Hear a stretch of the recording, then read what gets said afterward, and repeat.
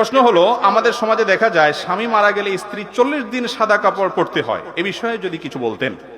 দেখুন, স্বামী স্ত্রীর সম্পর্কটা আল্লাহ রাব্বুল কাছে এত প্রিয়, এত পছন্দনীয় যে কারোর মৃত্যুতে অন্যজনকে শোক পালন করা, সেই মৃত্যুতে তার প্রতি সমবেদনা প্রকাশ করার শিক্ষা ইসলাম আমাদেরকে দিয়েছে। এই জন্য কোন নারীর স্বামী যদি মৃত্যুবরণ করে, আল্লাহ রাব্বুল আলামিন কোরআন হাকিমে বলেছেন, ওয়াল্লাযীনা ইউতাওফাউনা মিনকুম ওয়া ইয়াযারুনা আজওয়াজা, যারা তোমাদের মধ্য থেকে মৃত্যুবরণ করে এবং তাদের স্ত্রীদের রেখে যায়, তাদের কাজ হলো কি?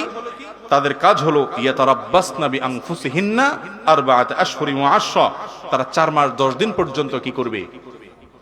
ইদ্যত পালন করবে, শোক পালন করবে। আর যাদের সন্তান গর্ভে আছে তারা গর্ভ খালাস হওয়া পর্যন্ত শোক পালন করবে।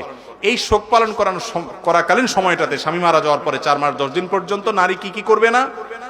তিনি তার নিজের বাসা বাড়িতে থাকবেন, বাহিরে যাবেন না। ডাক্তার দেখানোর একান্ত প্রয়োজন হয়েছে, শরীর খারাপ করছে, তখন যাবেন। একান্ত প্রয়োজনীয় কাজ ছাড়া যেই জায়গায়, যে বাসায় তিনি, যে বাড়িতে তিনি থাকতেন, সেই বাড়িতে তিনি থাকবেন, এখান থেকে বের হবেন না 4 মাস 10 দিন পর্যন্ত। এটা শোক পালন হবে তার। আর ওই জায়গায় থাকার মানে এই না যে একটা রুমে ঢুকে বসে থাকতে হবে, ওই বাড়ির চৌহদ্দির মধ্যে থাকবেন, বাহিরে একান্ত প্রয়োজন ছাড়া যাবেন না। দ্বিতীয়ত, তিনি এই সময়ের মধ্যে কারোর সাথে বিবাহ বন্ধনে আবদ্ধ হবেন না।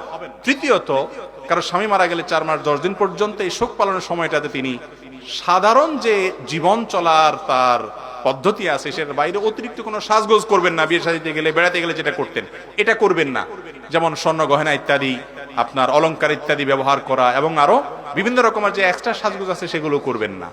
এই কাজগুলো তিনি করবেন না। এছাড়া বাকি সব কাজ তিনি করবেন, শোক সন্তপ্ত থাকবেন, এবং তিনি অন্য সাধারণ পোশাক করবেন। আমাদের দেশে মনে করা হয় মানুষের, কোন মহিলার স্বামী মারা গেলে তিনি সাদা কাপড় পরতে হয়। না, এরকম কোনো কথা নাই। সাদা কেন, রঙিন কাপড়ও পরতে পারেন, অতিরিক্ত সাজগোজ করবেন না, এ হলো মূল বিষয়।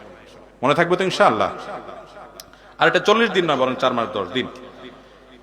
এরপরে প্রশ্ন হলো, আমার বাবা মারা যাওয়ার পর 40 দিন পর্যন্ত আমরা বাড়িতে থাকি নাই, তাই আশেপাশের অনেকে বলে এতে আমাদের ক্ষতি হবে, আমরা কাজটা ঠিক করি নাই।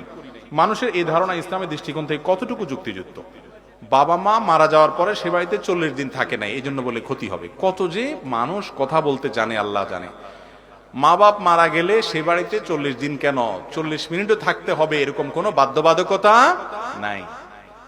আপনার মনে চাইলে থাকবেন, না মনে চাইলে না থাকবেন, এটা সম্পূর্ণ কুসংস্কার, এর সাথে ইসলামের কোনো সম্পর্ক নেই। এরপরে প্রশ্ন হলো, ঘুম থেকে উঠে দেখি ফজরের ওয়াক্ত শেষ, এখন কি আমি শুধু ফজরের 2 রাকাত ফরজ নামাজ পড়বো নাকি সুন্নত পড়তে হবে? আপনি যদি কখনো ফজরের নামাজ পড়তে পারেন নাই, অ্যালার্ম দিয়ে রেখেছেন, তারপরে মিস হয়ে গেছে কোনো কারণে, তো আপনি উঠার পর যখন কাজা করবেন তখন ফজরের ফরজ তো 2 রাকাত পড়বেনই, তার আগে সুন্নত 2 রাকাতটাও পড়বেন। কারণ প্রথমত আবু দাউদের বর্ণনায় রাসূল আকরাম সাল্লাল্লাহু আলাইহি ওয়াসাল্লামের একটি ঘটনা বর্ণিত হয়েছে, প্রসিদ্ধ ঘটনা। সফর থেকে আসার পথে তার জীবনে একবার সবাই শুয়েছেন, রাতে ক্লান্ত, দিনে সফর করে রাতে শুয়েছেন, তারা পালা করে রেখেছেন যে একজন এতক্ষণ জেগে থাকবে, তারপর আরেকজন জেগে থাকবে, পাহারাদারি করবে, শেষে যে পাহারাদারি থাকবে সে ফজরের জন্য ডেকে দিবে।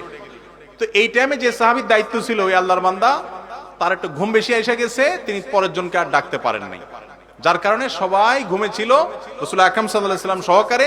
সূর্য উঠে গেছে, সূর্যের আঁচ গায়ে লাগার পরে তারা লাফ দিয়ে উঠছে, উঠার পরে তারা ফজর নামাজ কাজা করছেন। সেই কাজা নামাজে তিনি সুন্নত 2 রাকাত পড়েছেন, ফরজও 2 রাকাত পড়েছেন। তাহলে এখান থেকে আমরা জানলাম যে যদি কখনো নামাজ ছুটে যায় তাহলে এটা যখন আমরা আদায় করব, ঘুম থেকে উঠার পরে ফরজ যখন পড়বো তখন আমরা সুন্নত পড়বো, ফরজও পড়বো। কথা কি বুঝতে পারছি? কিন্তু মাসআলা পাইয়া এখন প্রতিদিন বলবেন যে হুজুর তো মাসআলা দিয়ে দিছি, অতএব আমি প্রতিদিন 7টা 8টার দিকে আমার ঘুম ভাঙবে, আমি তখন উঠা প্রতিদিন সুন্নত পড়বো, ফরজও পড়বো, মাসআলা তো হুজুর বলছে। না ভাই, এই কাহিনী করা চলবে না। নবী করিম সাল্লাল্লাহু আলাইহি ওয়াসাল্লামের জীবনে একবার ঘটেছে, সেটাও আল্লাহ তাআলা ঘটাইছেন আমাদেরকে শিক্ষা দেওয়ার জন্য, যে এরকম হলে আমরা কি করব। তার যুগে অ্যালার্মের কোনো ঘড়ি ছিল ভাই? মোবাইল ছিল? তাহলে জীবনে যদি একবার এরকম ঘটনা হাদিসে আসে আর না আসে, তাহলে আপনার যদি প্রতি মাসে 2-4 বার 5 বার হয় বা প্রায় হয়, আল্লাহর কাছে জবাবদিহি করার কোনো সুযোগ আছে? অ্যালার্ম আছে যেখানে, মোবাইল আছে যেখানে, কাউকে বলতে পারেন খবরদার। অনেকে মাসালা বানায় নিছে যে হুজুর হাদিস বলছে মান্নামা আন সালাতিন আও নাসিয়াহা ফালিয়ুসাল্লিহা ইযা যাকারাহা ফাইন্না যালিকা ওয়াক্তুহা। কেউ ঘুমায় গেছে, উঠতে পারে না, যখন উঠছে তখন নামাজ পড়বে, এটাই তার সময়। ঠিক আছে, তাহলে আমার প্রতিদিন 7টা বাজে সময় হয়। এরকম অনেক ভাই আছেন না নাই? মনে রাখবেন, এটা করা যাবে না। রাতে তাড়াতাড়ি শুয়ে পড়বেন। ফজরের নামাজ যে পড়তে পারে না সে কিসের মুসলমান? সে মুসলমান দাবি করার নৈতিক অধিকারই রাখে না নিজেকে। ফজর নামাজ 5 ওয়াক্ত নামাজের ভিতরে ইম্পর্টেন্ট এবং গুরুত্বপূর্ণ একটা নামাজ, 10টা ফজিলত আছে, এই বিষয়ে একটা বিস্তারিত আলোচনা আছে, আমাদের শুনে নিতে পারেন। আল্লাহ তাআলা আমাদেরকে তৌফিক দান করুন।